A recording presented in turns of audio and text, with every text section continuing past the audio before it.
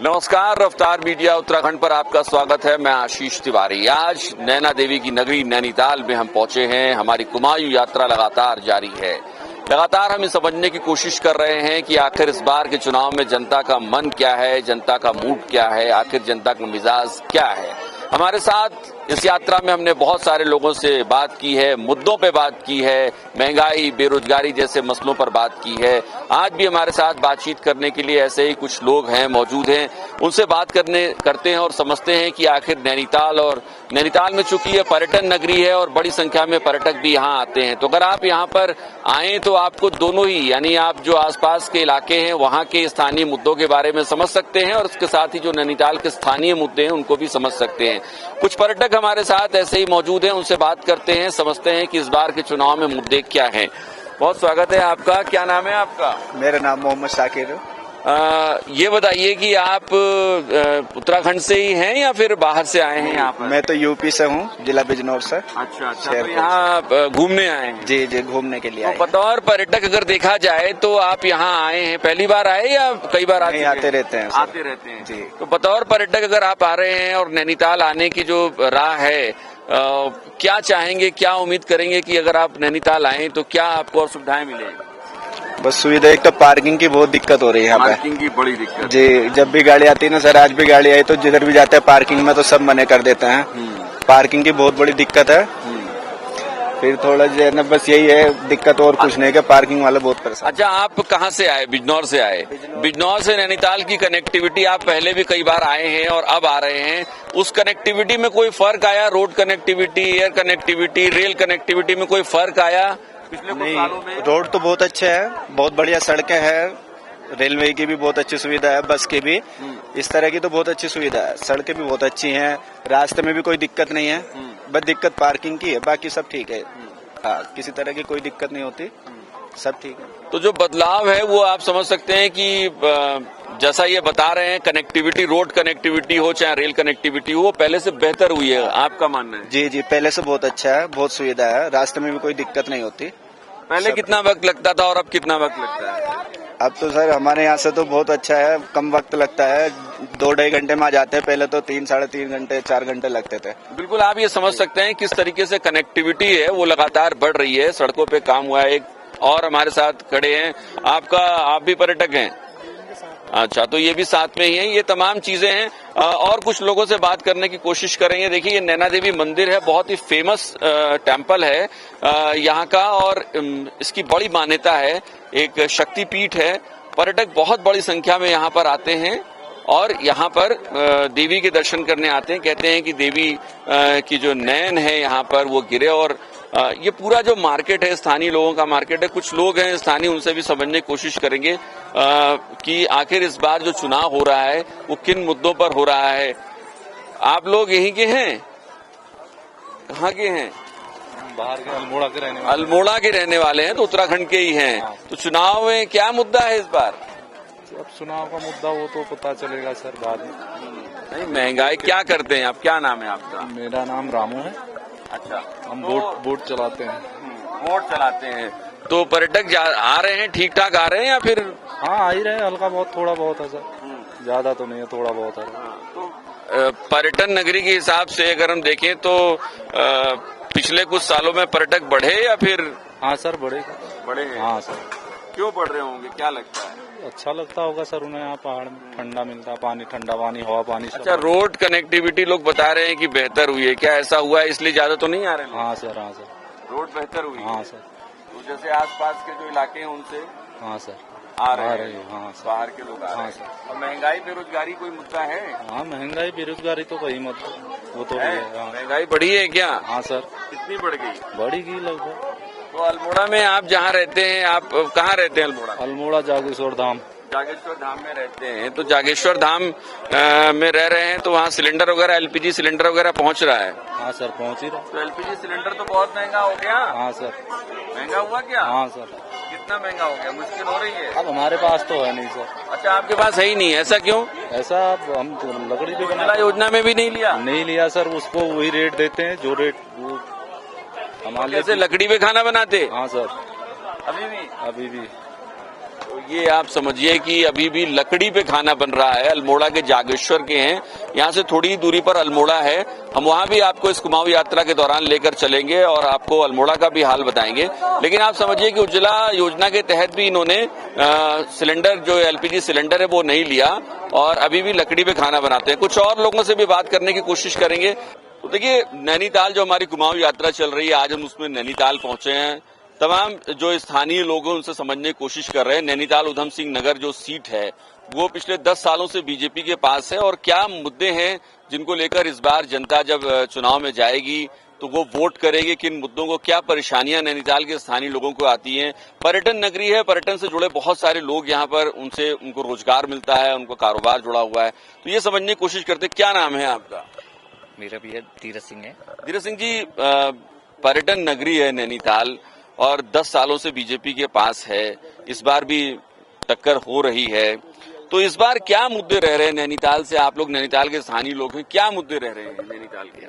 Main तो भैया पर्यटन के क्षेत्र में हमें एक तो यहाँ पे कोई पार्किंग की सुविधा है। पार्किंग सबसे हाँ बड़ी जी, समस्या जो सबसे बड़ी समस्या है जो यहाँ पे पार्किंग की समस्या है।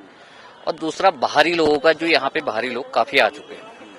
बस मेन समस्या है तो हमारे लिए यही है। बाहरी मतलब अन्य राज्यों से जो माइग्रेट करके यहाँ पे आके यहाँ पे मतलब काम के, मतलब हम लोगों का जो लोकल निवासी है हम लोग यहाँ पे, तो हमारा जो भी काम है मतलब वो सब छीनता जा रहा है, धीमे धीमे बाहरी लोगों के हाथ में आ रहा है। इसके अलावा जो कोर्सेज है उन पे भी बहुत दबाव पड़ रहा होगा। हाँ, क्योंकि कुछ टाइम से 2 सालों से तो आने वाले ये मतलब पिछले 2 सालों से तो बर्फबारी भी नहीं हो पा रही है।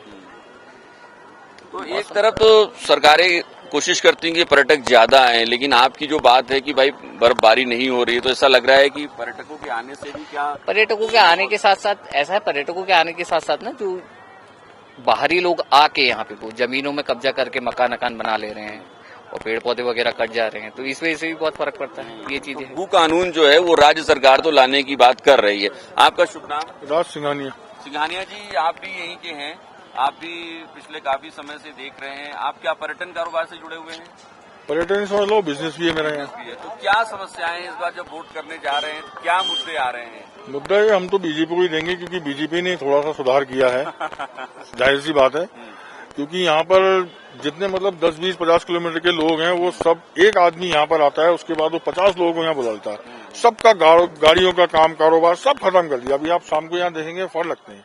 अगर यहाँ चेक करा जाए तो आप 10 के भी पास ही निकाल सकते, और प्रशासन इस बारे में कुछ कर नहीं रहा। तो जब सरकार आएगी जब भी कुछ होगा। नहीं, ये तो खैर केंद्रीय चुनाव है, लोकसभा का चुनाव है, तो चूंकि उसमें जब आप जाते हैं तो कैंडिडेट्स को अलग नजरिए से आपको चुनना होता है। तो अजय भट्ट जी का काम आपको कैसा लगा? नैनीताल में भी पिछले कुछ समय में हमने देखा कि पानी की थोड़ी समस्या, हल्द्वानी में भी पानी की काफी समस्या आने लगी थी। तो क्या नैनीताल में कुछ और समस्याएं हैं? कनेक्टिविटी बेहतर होनी चाहिए या फिर और कोई आप चाहते हो? जैसा पार्किंग धीरज जी बता रहे थे कि पार्किंग की और अच्छी, तो बहुत दिक्कत है। पर्यटकों को रोका जा रहा है, यहाँ से 20 किलोमीटर आगे रोक देते हैं। पर्यटक अपनी गाड़ी यहाँ कई बार वापस चले जाते हैं, तो यहाँ पे जाहिर सी बात है सीजन में फर्क पड़ रहा है, लोगों की कमाइयों में फर्क पड़ रहा है। और दूसरी चीज, जो बाहर के लोग हैं उनका कोई रेट नहीं है, कोई लाइसेंस नहीं, कुछ नहीं, और वैसे ही जो है सब कुछ कर रहे हैं बिना उसके। जो यहाँ के लोकल लोग हैं वो परेशान है। अच्छा, महंगाई और बेरोजगारी जैसे मसले क्या आप मानते हैं कि कितना प्रभाव डालते हैं जिसको कांग्रेस उठा रही है?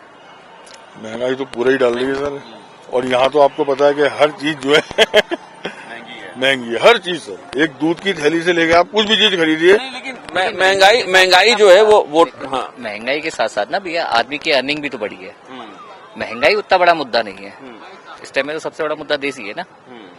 ऐसा है, देखिए कल जो जिस आदमी की अर्निंग जो 10 रुपए थी, आज वो कम से कम 100 तो कमा ही रहा है।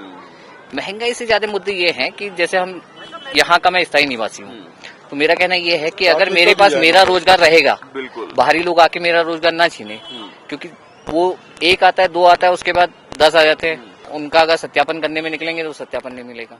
एक चीज और है कि नैनीताल से लेकर हल्द्वानी तक हम लोग जितना भी घूमे, हमें नहीं लगा कि पिछले कुछ सालों में जिस तरीके से रोजगार के नए संसाधन उपलब्ध होने चाहिए थे युवाओं को, या हायर एजुकेशन के संसाधन मिलने चाहिए थे, वो आए कि नहीं आए? क्या आपकी क्या राय है? नहीं आए तो नहीं, लेकिन मैं अब आपको बताऊं, पहले ही अगर आप देखेंगे, जब से मतलब हमारा देश आजाद हुआ और आज की डेट में, प्रेजेंट टाइम अगर आप देखेंगे, कोई भी देश अगर अपनी मतलब जनसंख्या के आधार पे अगर गवर्नमेंट जॉब दे तो मतलब लगभग नहीं मैं वैसे कह रहा हूँ, गवर्नमेंट जॉब की ही बात करता हूँ। अधिकतर आदमी गवर्नमेंट जॉब मांगता है ना, तो 2.5 से 3% पॉपुलेशन को देता है। हमारे वहाँ तो ऑलरेडी लगभग 11.5-12% लोगों को गवर्नमेंट जॉबें हैं। और मेरा मुद्दा, मैं तो ये कहूंगा, अगर देखिए अगर आप चाहते ही हैं तो एक जो नैतासित कोटा है वो आर्थिक आधार पर होना चाहिए, क्योंकि जो विलियंट लोग हैं वो बाहर हो जाते हैं, और जो बिल्कुल कुछ नहीं है लेकिन अब ठीक है वो हो जाता है, तो वो लोगों को मिल गया है। बहुत मार्के की बात है।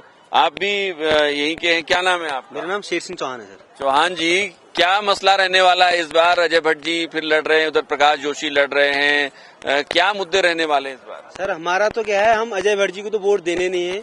हम भाई, इतनी नाराजगी क्यों है? हम मोदी भक्त हैं, मोदी जी के बेस में हम अजय भट्ट जी को वोट देंगे। अच्छा, इधर देखिए सर, मेडिकल की कोई सुविधा नहीं नैनीताल में है। इधर से आदमी बीमार होता है, हल्द्वानी जाने तक वो दम तोड़ चुका होता है ना। नैनीताल में बिल्कुल मेडिकल की सुविधा नहीं है, और बाहर के लोग सालों में सुविधा को बनाने की भी कोशिश की गई कि नहीं की गई? अरे सर, भट्ट जी जो है इधर आते हैं, वो गिने चुने लोगों से मिल के चले जाते हैं ना। मैं कहता हूँ पब्लिक में आगे भी मिले लोगों से, सबकी राय सुनी जाए उनकी द्वारा ना। और ज्यादातर यहाँ मेडिकल की है सर, दूसरी पार्किंग वाली, मेन चीज पार्किंग की व्यवस्था है। पार्किंग भी है, और क्या कहते हैं, इधर जो फड़ लग रहे हैं इधर लोकल वाले, बाहर वाले बंदा यहाँ कब्जा जमा दे रहा है। टैक्सी में देखो आप, सब दूसरी जाति के लोग हैं इधर, टैक्सी वाले हुए हैं, फड़ वाले हुए हैं। लोकल वालों को मतलब रोजगार बहुत ही कम मिल पा रहा है सर इधर। ये है मेन मुद्दा, ही है सर इधर का। मतलब और पढ़ाई लिखाई के लिए कोई बड़ी सुविधा यहाँ पढ़ाई पिछले कुछ सालों में? हाँ सर, पढ़ाई लिखाई का सही है मुद्दा, पढ़ाई लिखाई सही चल रही है, लेकिन कुछ स्कूल वालों ने मनमानी कर रखी है सर। क्योंकि जो प्राइवेट स्कूल वाले हैं ना, वो अपने अपने उन्होंने क्या कर रखा है, दुकानें लगा रखी हैं। वो क्या करें, हमारे दुकान से किताब लेनी है, हमारे वहीं से ड्रेस लेनी है, जो किताब 50 रुपए की वो 100 रुपए में मिलती है सर। ये मुद्दा आजकल बीच में पेपर में भी आ रहा लगातार। मैं कह रहा हूँ भट्ट जी से कुछ ये मुद्दा भी उठाया जाए कि जो दुकानें ये लगा रहे हैं ना, हर किसी को मौका मिले। हम हमारी मर्जी, हम किसी की दुकान से भी कॉपी किताब लें ना। अब एक दुकान बाहर दी है, बंदा और जगह किताब मिलेगी नहीं, मजबूरी में हमने 10,000 का। राज्य सरकार के मसले हैं, केंद्र सरकार के लिए ये मसला नहीं हो सकता है। लेकिन आप समझ सकते हैं कि जो चूंकि सांसद हैं यहाँ से अजय भट्ट, और ये देखिए एक बड़ा ग्राउंड है, ये एक पहचान है, नैनीताल की पहचान से जुड़ा हुआ ये ग्राउंड है।